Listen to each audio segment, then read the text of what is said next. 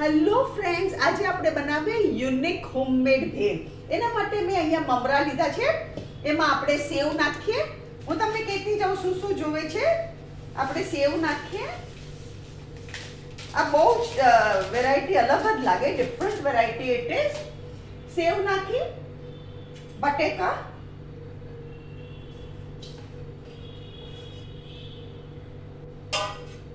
Green ચટણી. આની recipe મેં મારી ચેનલ પર શેર કરેલી છે. ગ્રીન ચટણી, તમે જેટલું સ્પાઇસી ખાતા હોય ને એટલું ગ્રીન ચટણી નાખજો.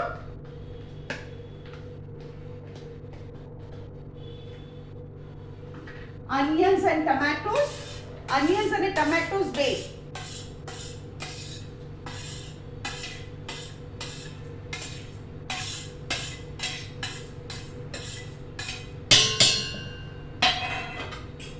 બીજું જોશે ચાટ મસાલો, ગાર્લિક ચટણી, ગ્રીન ચટણી આપણે નાખી, ગાર્લિક ચટણી નાખી, અને બીજી આઈટમ છે મીઠી ચટણી. આ મીઠી ચટણીનું કન્ટેનર હું ભરીને જ રાખું છું. મેં મારી રેસીપી ચેનલ પર શેર કરેલી છે. આંબલીની મીઠી ચટણી આ બહુ સારું પડે. ફ્રીઝરમાં હોય ને, ગમે ત્યારે ભેળ બનાવ્યું હોય ઇન્સ્ટન્ટ બની જાય. મીઠી ચટણી and star of the recipe. આમાં સ્પેશિયલ યુનિક શું છે, નામ શું છે? યુનિક ભેળ. ઓકે, યુનિક હોમમેડ ભેળ. દહીં. I will put 1 tablespoon of dahi in this.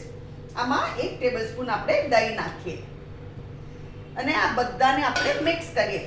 તમે માનશો નહીં, આ એકદમ અલગ જ ટાઈપની ભેળ લાગશે તમને. તમે એકવાર ખાશો ને તો you will make it again and again. એટલી ડિલિશિયસ લાગે.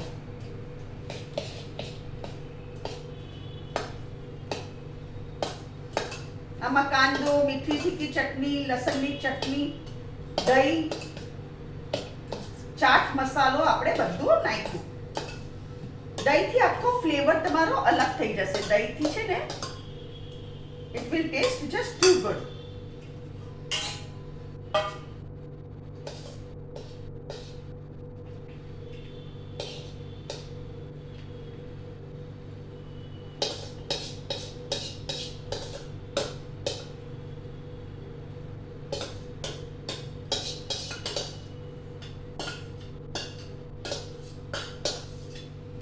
This is again my own recipe.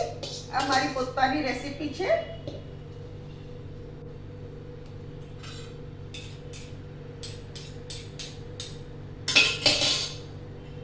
હવે આના ઉપર આપણે સેવ પાથરવાની.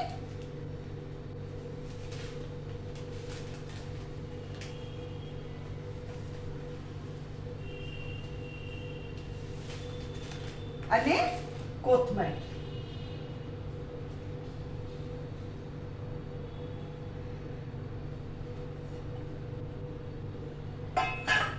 ફ્રેન્ડ્સ, આ છે આજની આપણી રેસીપી, યુનિક હોમમેડ ભેળ. અગર તમને મારી રેસીપી પસંદ આવે તો કમેન્ટમાં જરૂરથી લખો અને તમે જરૂરથી આ ટ્રાય કરો. It taste just too good. અને મારી ચેનલને જરૂરથી સબસ્ક્રાઇબ કરો.